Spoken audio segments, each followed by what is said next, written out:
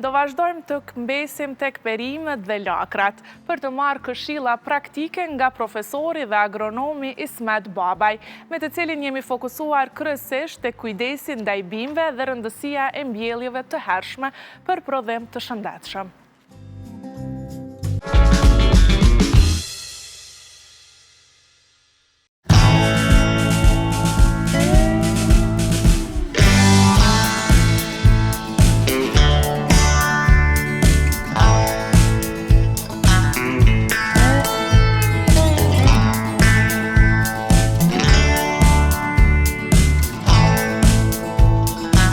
Ismet Babaj, profesor dhe agronom me përvojë shumë vjeçare në fushën e bujqësisë, është një ndër njohësit më të mirë të kultivimit të perimeve në Kosovë.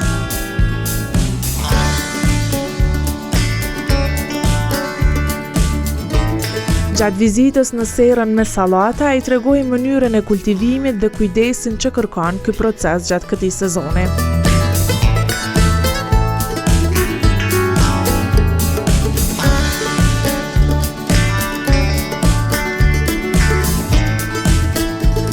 Ne jemi dëshmitar të asaj se veç jemi në fundin e tetorit. Faktikisht ka filluar në ndori, ngricat e para veç kanë qenë prezente në fushë të hapur. Dhe mund të themi se sezoni i fushës të hapur veç se ka përfundu, duke llogarit lakrën e kemë dispozicion, edhe në pjesën e rrofshit Dugaxhinit ku veç dominon edhe kultura e spanaqit. Kurse në mjediset mbrojtura, zakonisht në serat më të mëdha, për shembull mjediset e mbrojtura edhe në rrofshin e Dugaxhinit, po edhe në rrofshin e Kosovës, janë prezente sallatat jeshile apo sallatat e gjelbër që i quajmë.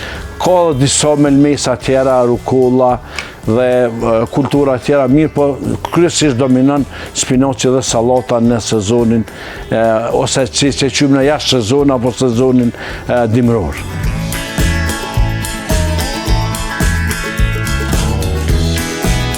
Profesori theksoi rëndësinë e farave cilësore, ujitjes së kontrolluar dhe mbrojtjes së bimëve nga sëmundjet.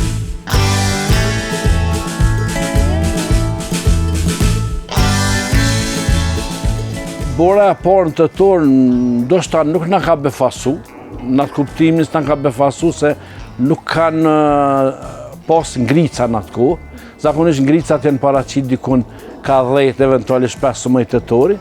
Mirë po edhe kur tetori na jem dëshmitar të asaj që shumica e bimëve nxehtë dashe edhe dritë dashe veç e kanë përfundu vegetacionin, konkretisht domatja, speci, trongujt, shalcini, gjitha ato veç e kanë përfundu. Edhe nuk s'ka pas do një efekt ma negativ. Kurse sa i përket ngrica pranverore, normal për shkak sidomos ato të vonshme, normal kanë qenë domët më të mëdha kanë qenë të pemt. Kurse të perimet na gjithmonë kemi një përvojë për shembull që më mirë është vonohemi pak edhe pështojmë dot për ngricave. Perime nuk ka pas një farforme domët sa i përket ngricave vjeshtore. Kurse sa i përket temperaturave ekstreme gjatë verës, që kanë dominu temperaturat e larta. Në një aspektin agronomik jemi dëshmitar se në temperaturën 35 gradë bimët e ndërpresin rritje. Mirë po, nuk kishte me qenë dam i madh, po të ndërprejke rritja, dhe mos me pas pasoja në aspektin fiziologjik dhe biokimik për shembull tek bimët, që reflekton pastaj në rendiment në cilësi. Normal ka reflektu edhe në rendiment, mirë po kanë reflektu pak a shumë në cilësi. Mirë po farmerët e vyshëm megjithatë kanë gjetë hapësirë, edhe sidomos ta që kanë kultivuar mjediset e mbrojtura në sera, kanë përdorur edhe rrjetat jezuse që pak a shumë me mizbut pak pasojat prej temperaturat të larta. Po letë se i kem telefonat e mençur dhe çdo herë jemi në kontakt me weather forecast, për shembull që i dim mbrana jove sos gjosin, a ka romi, a ka ngritje, çka edhe me orë dihet. Edhe gjithmonë tentojmë për shembull që te pemt gjithmonë na ludojmë që të ndizet ndonjë zjarr, të mosen, ose aty ku ka mundësi për shembull edhe të bëhet ndonjë trajtim me ujë, me pika timta që kish me pas efekt në mbrojtjen e kulturave sa i përket temperaturave të ulta. Ne jemi çdo herë prezent në terren, ne jemi çdo herë prezent në sektor. Këshillat çdo herë duhet me qenë vazhdimsi. Ka trende, na jemi dëshmitar të asaj që dinamika e zhvillimit është shumë e lartë. Kemi problem ndoshta na si ekspert me i përcjell mbrimet e mos themi farmer për shembull ato, mirë po me një bashkëpunim, me një punë përbashkët, besoj për shembull që ja dalim edhe kem pas efekt edhe në përmirësimin e kultivarëve, ka pas efekt përmirësimin e praktikave të mira bujqësore, këshillat tona që jenë prezent, mirë po këto pastaj reflektojnë në rendiment të cilësit mirë të produktit. A mendon që do ketë rendiment mirë sa i përket sallatës edhe laknës këtë vit? Varet prej produktit. Ka produs për shembull që më të vërtet është model, për shembull, edhe është e thonja popullore një sen që shihet kallauz nuk dën. Ne kemi prapavin tonë për shembull një sallatë që më të vërtet ja vlen më theksu me nxjerrjen e mrus përbashkë që është edhe kualitative, po ka dhe rendiment mirë.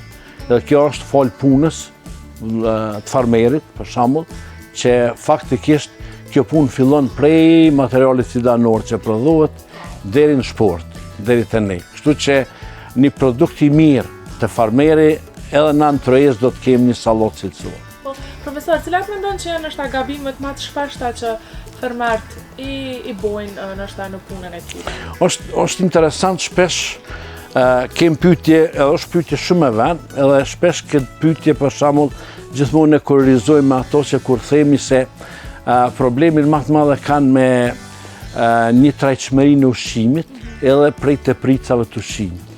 Thot dikush po s'është e mundën, sa ma shumë ushqim, aq ma mirë, se morëm rendiment më të lartë. Jo, do të edhe ushqimi do të jetë i balancun në aspektin sasior, po do të jetë i balancun edhe në aspektin e formulimit, përqendrimit edhe frekuentimit dhomës. Prandaj unë mund të themi se 1% e bukur e madhe e impaktit në uljen e rendimentit të cilësisë është pasojë të ushqyrit.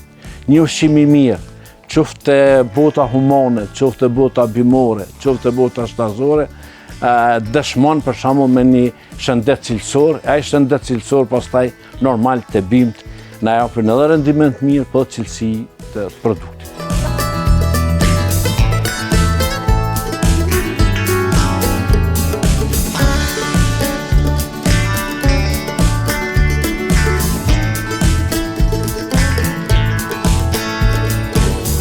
Tokën nuk do të më shfrytëzu, më eksploatu. Tokën në farformë do të më lut me na lënë që të bim, që na e bin në ushqimin e krejt vetëm edhe gjithmonë analizat e tokës e përcaktojnë se çka kem tokë. Edhe tash për me pas një balancë mirë të ushqyrit, atëherë ne vlerësojmë çfarë rendimenti do të marr, çfarë sasie, çfarë na tregojnë analizat e tokës për elemente të caktuara, që na tregojnë analizat e ujit, mbi bazën e saj përcaktojnë pastaj edhe sasinë edhe formulimet të ndryshme të elementeve ushqyese. Është shumë domethënë se analizat, unë shpesh ju tham farmerëve, nëse i bën analizat vetëm milionin një sirtar, mos i bë, mos i harxhoni 20 euro. Mirë po analizat do të interpretu, do të implementu dhe mbi bazën e saj pastaj shumë pak mund gabon në të ushqyrit e tij.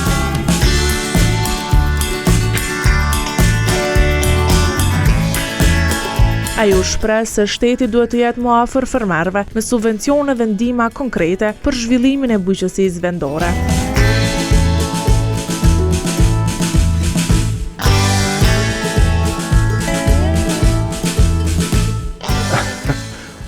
Nuk kisha pas qef me fol për këtë konceptin e subvencioneve edhe granteve ato, po unë e di një qëllim për shkak nëse jepet 50 milion euro për një vit, qoftë grante, qoftë subvencione.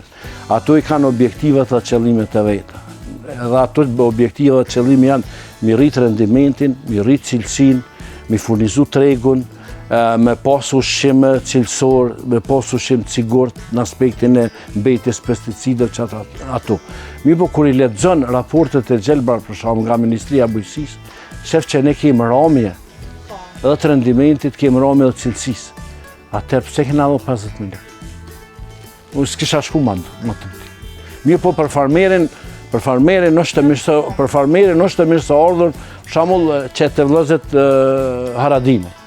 Se vëllezet Haradine mështë i posë 1 hektar, se shfrytëzon. Mirë po të ki shumë sera që janë, që thënë pa qati, pa foli, thota. Une shpesh i diskutoj edhe me studentët e mija, edhe ju thamë që për me filozofu njeriu mas pari du të mi posë barkun plot me hangër. Edhe ushqimi është gjithë shka. Edhe lumaj që prodhon një produkt për shembull që ndikon në të ushqyrit e njeriut në aspektin human. Është edhe profesion human, është mirë, po është kënaqësi me pas edhe profesion edhe pasion. Unë ju kisha lutë gjeneratës të re se ndoshta një qip prodhohet letë se u ka arrit teknologjia tu.